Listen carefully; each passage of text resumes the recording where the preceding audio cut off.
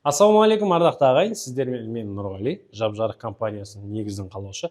Біз Алматы қаласында электромонтаж саласы бойынша профессиональный жұмыс жасаймыз. Мен сіздерге қазір ең бірінші этап заказчиктермен қалай тіл табысу керек, қалай проект саналды, сол жайлы түсіндіре кетейін. Ең алғаш заказчигіміз бізге инстаграмымыздан хабарласады, немесе сарафанный радио досынан, немесе басқа біреуден естіп қоңырау шалады. Алло, ассалаумағалейкум, тыңдап тұрмын. Сізде дизайнерский проект бар ма? Бар болса, әрине WhatsApp-қа жіберсеңіз, мен бір көріп сізге айтамын. Осылай, ең бірінші дизайнерский проекттің электронный версиясын аламыз. Ол кісі жібергеннен соң, біз енді профессионал болғандықтан, біз уже плюс-минус 100, 200, 300 мың теңге материалдың бағасына қанша кететін, и жұмыс ақымызға қанша кететін білеміз. Примерно плюс-минус 200-300 мың теңгемен мен ол кісіге озвучить ететін боламын. Қайттан 10 минуттан кейін қоңырау шалам, көріп болғанда соң дизайнерский проект. Хабарласам, алло, сіздің объектіңізге осынша материалыңызға кетеді, осынша жұмыс ақысы болады. Егер сіз біз айтқан расходниктерді, материалдарды алып беретін болсаңыз, онда біз тағы да дальше поточнее санап өтейік. Егер ол кісі біздің суммамыз ол кісіге ыңғайына келсе, ары қарай уже процесс басталды деген сөз ағайын. Егер проект жоқ болған жағдайда, заказчик хабарласады, біз заказчикпен бірге объектіде жолығамыз.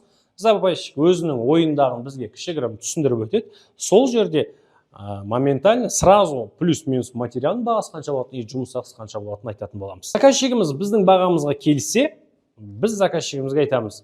Онда бетейік ағасы, мен мына дизайнерский проектті толықтай түсініп тұрған жоқпын. Сіз дизайнерге қоңырау шалыңыз, сіз дизайнер үшеуміздің жолығымызды сұраймыз.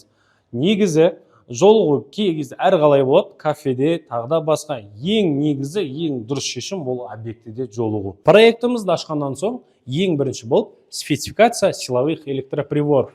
Әрине соған көз жүгіртеміз. Өйткені кейбір дизайнерлер розетканы R-мен көрсетсе, кейбір дизайнер өзінің білгенін сурет ретінде көрсетеді, тағы да басқа. Сосын біз дизайнерімізден сұрайтын боламыз. Біздің чистовойда қойылатын включательдер және розеткалар сериясы қандай фирмадан, және қандай клавишный ма, или кнопочный ма, или итальянский включательдер ма, или юм, тағы да басқа. Ол кісіден ответті алғаннан соң, бізге, например, бұл жерде Шнайдердің Уника сериясını көрсетті. Уника сериясы Шнайдердің біздің қарапайым Шнайдердің 68 размеріндегі подрозетиктеріміз жарайды. Егер бұл жерде итальянский немесе басқа кнопочный включательдер болған жағдайда, бізде уже стандартный подрозетиктеріміз жарамайды. Оны біріншіден обсудить етіп аламыз. Негізі дизайнерлерге ешқандай да бір өкпе жоқ. Олар кішкене өнер адам болғандықтан, ол кісілер тоғы желілерінен көп түсінбейтін болғандықтан, ол кісілерге ренжісіміз жоқ. Бірақ көптеген проекттерімізде осындай ошибкалар өте көбейіп жатады. Мінекей қарайтын болсақ, мына жерде бір комнатамызда бізде бір лампочкаларымыз, споттарымыз үш жерден өшіріп қосылу қажет. Бұл кісілер, бұл жерде қарасаңыздар, үш включателімізді де двухклавишныймен көрсеткен. Егер мұна нәрсені түсінейік ағайын, бір лампамызды үш жерден өшіріп жағатын болсақ, бізде екеуі проходной включатель, ал ортасындағы перекрестный болады. Ал перекрестный включатель ол жақсы қымбат сериядағы включательдерде двухклавишный болмайды. Соны меңгеріміз жөн. Ал бұл жерде оны қарастырмаған дизайнер бүкіл жерде двухклавишный включательді көрсеткен. Ертең рамкаға немесе тағы да басқа мебельдерімізге сыймай да қалып жатқан жағдайлар болады. Сол үшін әрқашанда бұндай нәрселерді дизайнермен және заказчикпен бірге согласовать етіп отырып жасауымыз қажет. Дизайнерлер әрқашанда өздерінің проектілерінде жарық шамдарын, әрине ол освещениялар, диод, LED подсветкаларын өте көп қолданады. Ол дұрыс әрине. Өйткені үйіміздің 70% әдемілігін беретін ол біздің жарық шамдарымыз. Біздің диод, яғни LED подсветкаларымыз қандай жүйемен жасалуын ақылдаса шешіп аламыз.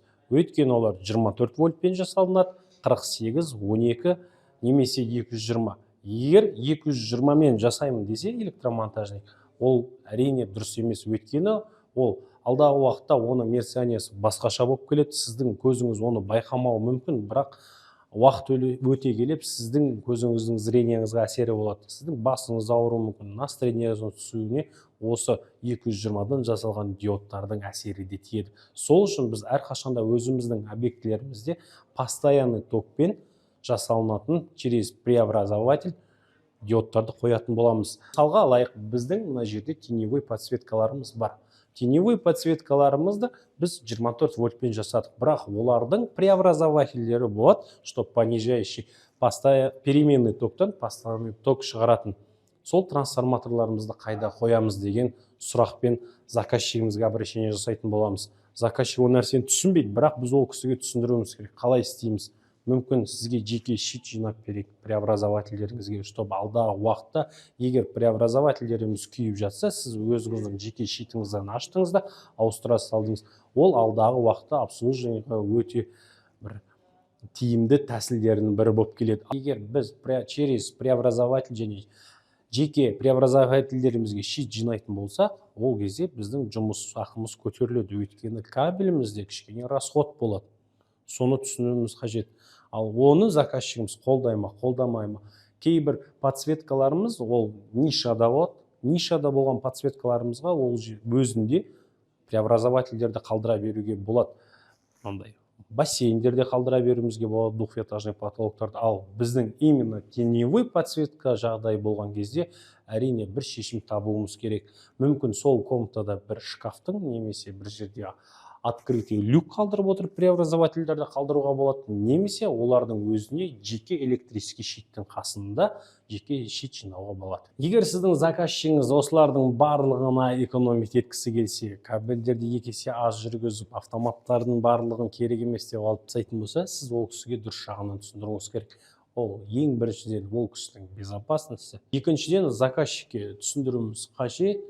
Бұл жасалып жатқан дүниелердің барлығы қазір экономить еткенімізбен алдағы уақытта ол 2 есе 3 есе шығын болып келеді. Сіз мына нәрсені түсініңіз, сіз 3 жылдан кейін есігіңізді ауыстыруыңыз мүмкін, 2 жылдан кейін терезелеріңізді ауыстыруыңыз мүмкін, бірақ мына тоқ желісін ауыстыру үшін сіз үйіңізде қайттан демонтаж және монтаж ремонттарын жасауыңыз керек болады. Өйткені бұл жасалып жатқан дүние 5 жылға 10 жылға жасалынбайды. Адам үй соққан кезде 20 жыл, 30 жылға дейін ремонт жасамайым деген ниетпен соғады. Сол үшін инженеркада ешқашанда экономить етуге болмайды жетер. Ең көп электриктерден еститін әңгімем, ақшамды бермей кетті, соңында лақтырып кетті, тағы да басқа. Сол үшін айтарым, әрқашанда ең бірінші очередь договор жасатуымыз қажет. Мысал үшін біз ақылдасып, дизайнер, заказчик шешіп алған дүниені мен үйге барып толыққанды санап, ол заказчикке көрсетіп, егер заказчигіміз утверждать ететін болса, біз договор жасайтын боламыз.